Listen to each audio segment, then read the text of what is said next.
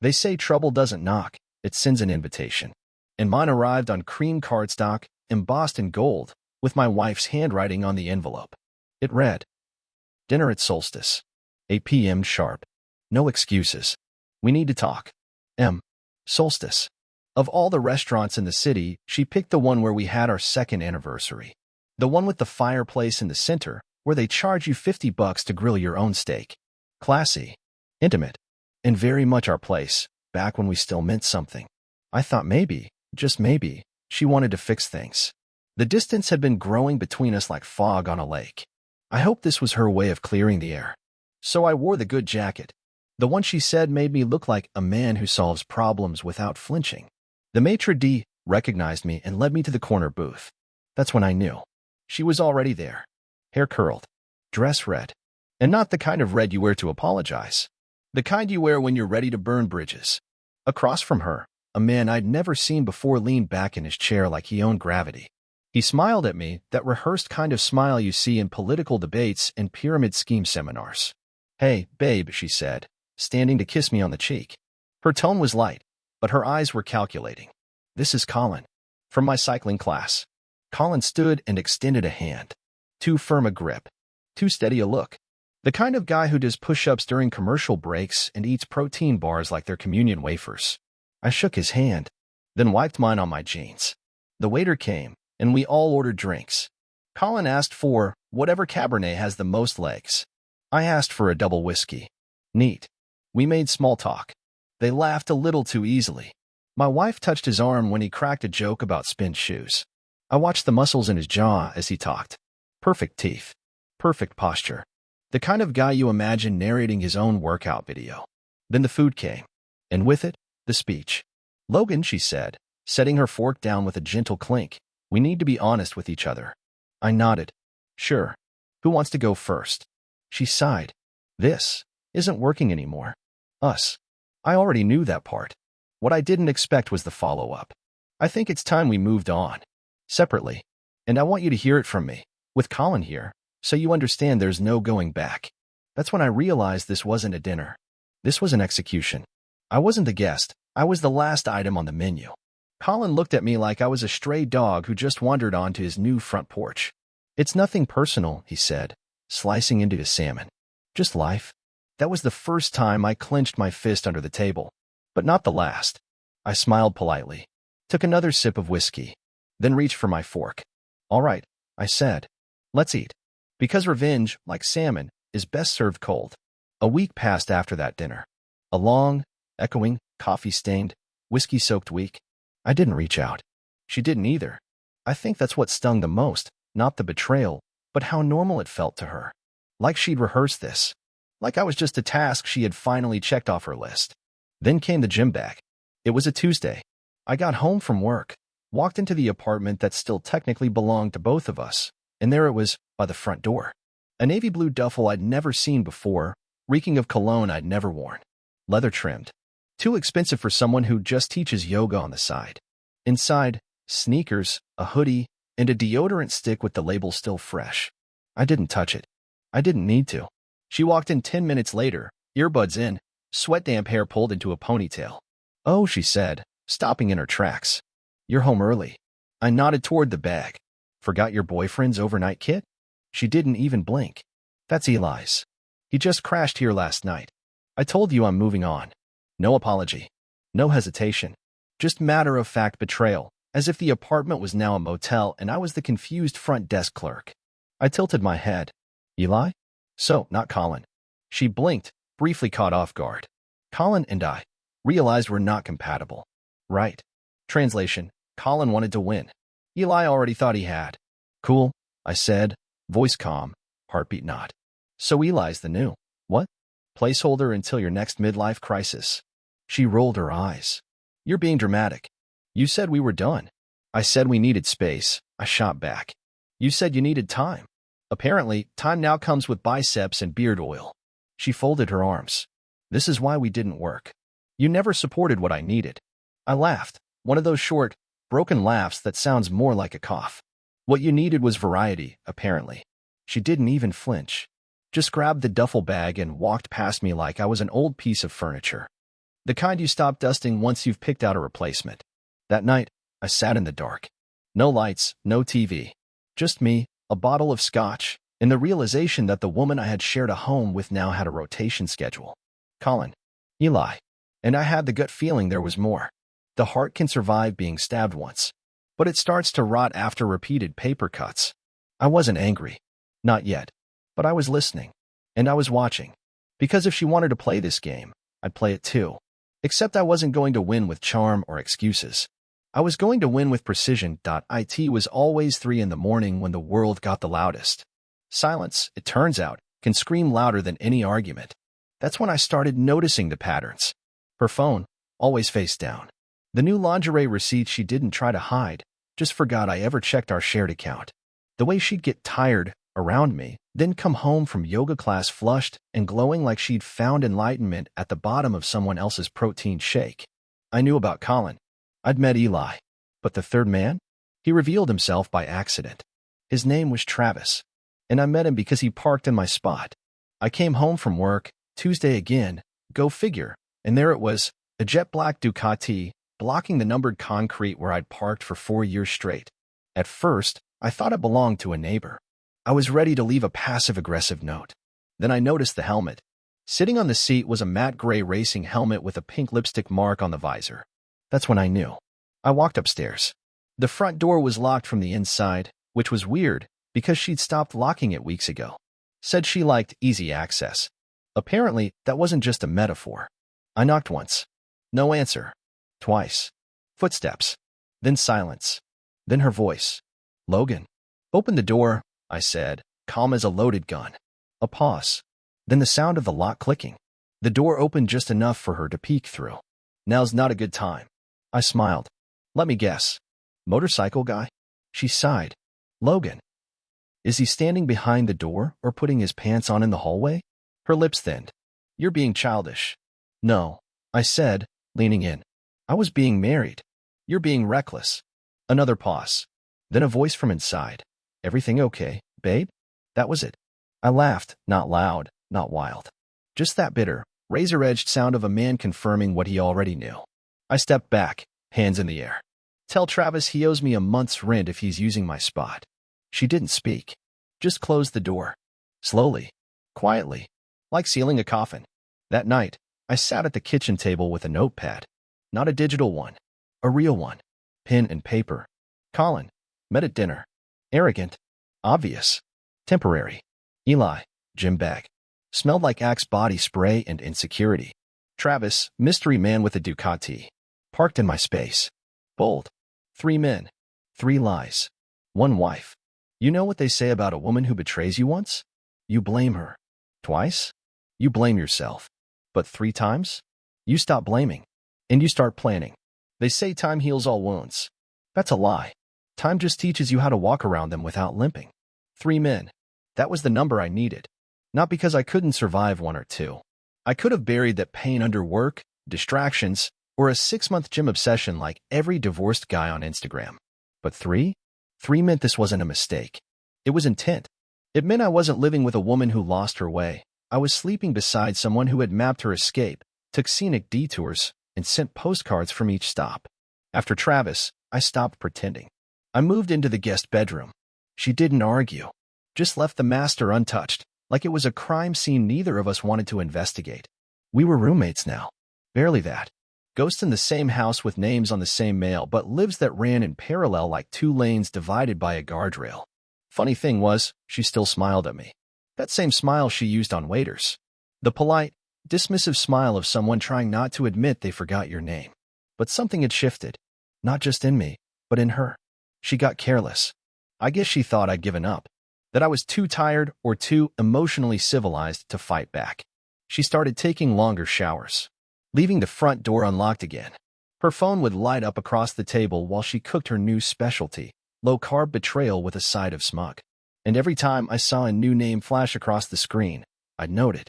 Every pattern, every slip, every lie. This wasn't heartbreak anymore. It was data collection. I started with the phone bill. We still shared the plan. She'd never changed it, probably out of laziness or arrogance. I logged in. Downloaded the last 3 months of activity. Boom. Colin, Eli, Travis. But also 3 new numbers I didn't recognize. One was local, 2 out of state. One popped up at 2 a.m. like clockwork. The other had exchanges during her book club nights.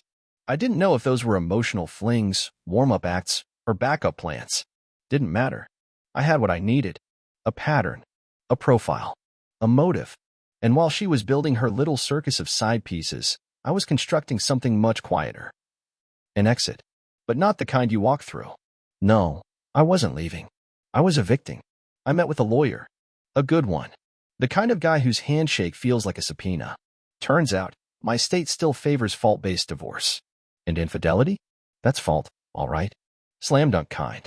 I handed him a folder full of screenshots, records, and voice memos I'd recorded at just the right moments. He didn't even ask how I got it all. Just raised an eyebrow and said, "You sure you want to scorch the earth?" I didn't blink. "I'm not lighting a fire," I said. "I'm just removing the oxygen." He nodded. "Then let's take her breath away." Over the next few days, I played the part of the tired ex. The quiet one. The one who'd finally come to peace with it all. She bought it. She bought it so hard, she even started humming while folding laundry, his laundry. Travis's t-shirt showed up in the dryer once. Black. Slim fit. I folded it neatly and placed it on her pillow. No note. No sarcasm. Just a silent message. "I see you." She didn't say a word. Just moved it the next day. That weekend, I invited her to lunch. She blinked. "You want to talk?" "Yeah," I said with a casual shrug.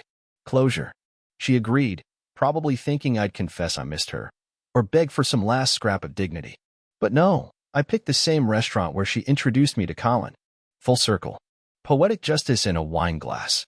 We sat at the same table. I even ordered the same drink. She was wearing a necklace I didn't recognize. Likely a gift from whichever man was next in her collection of poor choices. We made small talk. She seemed bored. Impatient. Probably had plans after. Then I pulled out the folder. She raised an eyebrow. "What's this?" "The reason you're going to leave quietly," I said, sipping my whiskey. She flipped it open. Phone logs. Photos.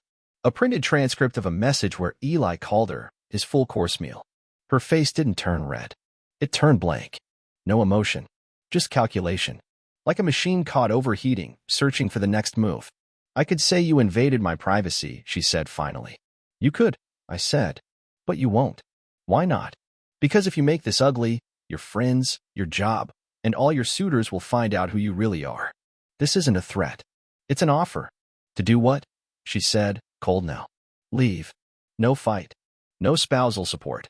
No half the house. Just go. Take your stuff. Take your memories. Take Travis's shampoo while you're at it." She looked me dead in the eyes. "You can't control me." I smiled. "You're right. But I can ruin you. And you know it." She didn't argue. Didn't scream. She just stared down at the folder. And for the first time in months, I saw it, the flicker of fear. Real fear. Because the one thing cheaters never plan for is the moment their prey grows teeth. 3 days. That's how long it took her to pack up 10 years of shared memories and shove them into mismatched boxes like they were leftovers from someone else's life. No tears. No sentimental lingering. Just cardboard and duct tape, sealed with silence and shame. She didn't ask for help. I didn't offer. I sat at the dining table, our dining table, watching her move through the house like a ghost trying not to bump into the living. Every time she walked by with another box, her eyes scanned the room like she didn't quite recognize it anymore. Probably because it never belonged to her in the first place. She just borrowed it. Like everything else. Colin. Eli. Travis. The mystery numbers. All of it added up to one final truth. She wasn't leaving me. She was escaping accountability. And I wasn't about to let her walk out the front door thinking she'd won. No. This wasn't the end of her story. It was the beginning of her unraveling. See, before she left, I had one more card to play. Not out of bitterness. Not even revenge. Justice. And justice has a funny little clause tucked deep inside our prenup, the one I insisted on when we got married, and she signed without reading because, "Logan, you're the responsible one." That clause?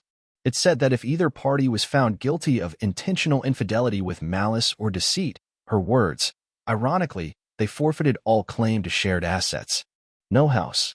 No alimony. No half the retirement account. But it didn't stop there. She'd also agreed to a non-compete clause on reputation. If she cheated in a way that caused public embarrassment, I could seek restitution damages for defamation of character. At the time, it felt like overkill. She said, "Who even cheats anymore?" Turns out, she does. Aggressively. And with 3 different men. The lawyer and I had already drawn up the motion. My evidence was airtight. Digital breadcrumbs, printed photos, recorded voice memos, and a timestamp trail of betrayal so detailed it made me look like a private investigator with a hobby in heartbreak. I emailed her a digital copy of the motion the morning of her move-out. She opened it on her phone while sitting in what used to be our living room. Her face dropped like the Wi-Fi just cut out during a job interview. "What is this?" she asked, holding up the phone like it had personally insulted her.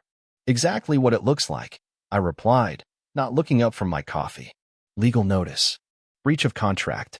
Forfeiture of marital assets." She blinked. "You're serious?" I stirred cream into my mug, slowly. "You had your fun. Now it's my turn. You can't do this." "Not only can I already did." She scrolled through the document, eyes racing, mouth tightening. "You're trying to ruin me." I finally looked up. "No," I said. "I'm trying to stop you from pretending you weren't already doing that yourself." She stood there, holding the phone like a grenade with the pin halfway pulled. "You'll look petty," she hissed. "Vindictive." "Maybe. But I'll look like it from the front porch of the house you're no longer allowed to set foot in." She opened her mouth to argue, but the lawyer's letter had silenced louder men. She knew she had nothing. No leverage.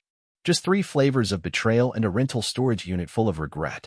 Later that evening, a U-Haul pulled up. She didn't say goodbye. She just shut the door behind her and drove away. I waited until I saw the tail lights disappear down the street. Then I stood in the doorway of the house and took a breath. It was mine again. But the story doesn't end with her departure. That would have been too easy. No, there were still loose threads. And one of them had a name, Travis. The Ducati guy. He'd parked in my spot, laid in my bed, drank my coffee, and smiled at my wife like she was the prize and I was the inconvenience. So I paid him a visit. Nothing dramatic. No fists, no yelling. I'm not a caveman. I'm a strategist. I showed up at the auto shop he worked at, custom bikes, flashy decals, the kind of place where every employee had a tattoo and a protein shake. I walked in wearing my usual, boots, flannel, and the calm of a man with nothing left to lose. He didn't recognize me at first.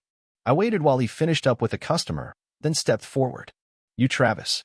He turned, smiled. "Yeah, need something tuned?" I held out my hand.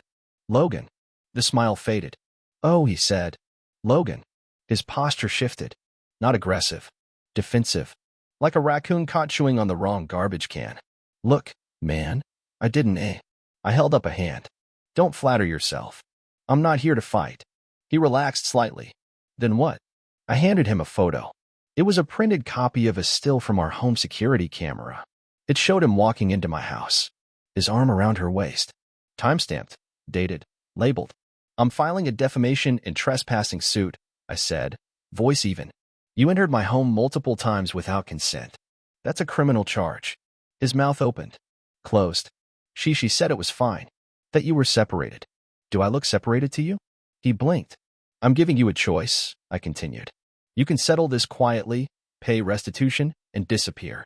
Or we can go to court and let your employers know their trusted technician is a homewrecker with a criminal record pending." Travis paled. "You have until Friday." Then I turned and walked out. Let me be clear, I didn't do it for vengeance. I did it for closure. For every night, I laid awake wondering if I was crazy. For every time I kissed a liar and called it love. For every excuse she fed me while someone else's cologne lingered in our sheets.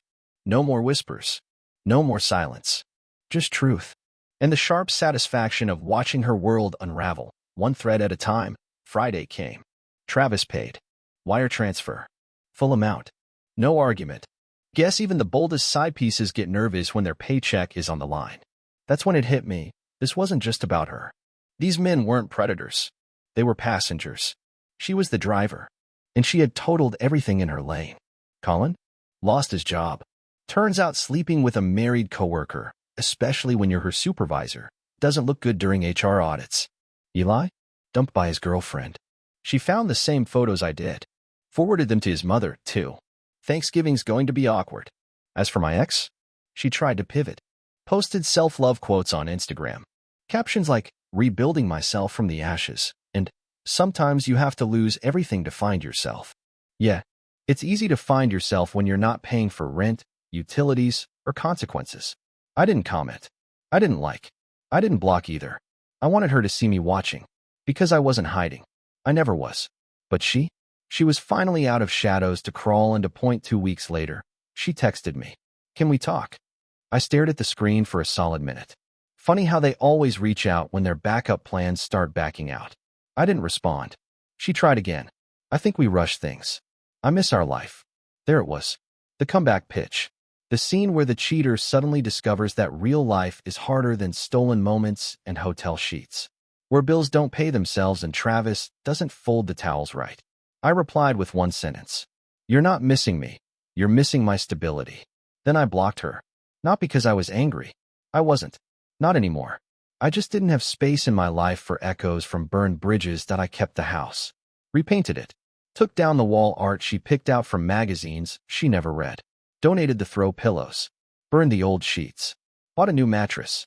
A king-size one, not for company, just for peace. Started cooking again. Real food. No more frozen dinners or meals eaten standing over the sink. I got a dog. A rescue. Black lab, mix named Murphy. He's clumsy, stubborn, and loyal, everything my marriage wasn't. And slowly, the quiet became comforting again. People asked if I'd start dating. I said maybe. But truthfully, I liked the stillness. I liked knowing the only shoes by the door were mine. Months later, I got a letter in the mail. Handwritten. No return address, but the handwriting was familiar. Inside, one sheet of lined paper.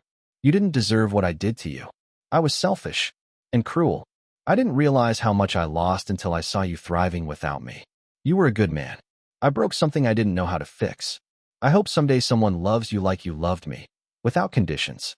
There was no signature, but she didn't need one. I folded it once and tucked it into a drawer, not because I wanted to keep it, just because I needed to know I could read it without feeling anything. Now I laugh easier, sleep deeper. I carry no bitterness, just awareness. I learned how to rebuild trust, starting with myself. And when people say things like, you deserve better, I just nod and say, I already have it. Peace, freedom, and the undeniable joy of knowing she will always have to live with what she lost, while I get to live with what I earned. A life that doesn't include her. And let me tell you, that's the sweetest revenge of all.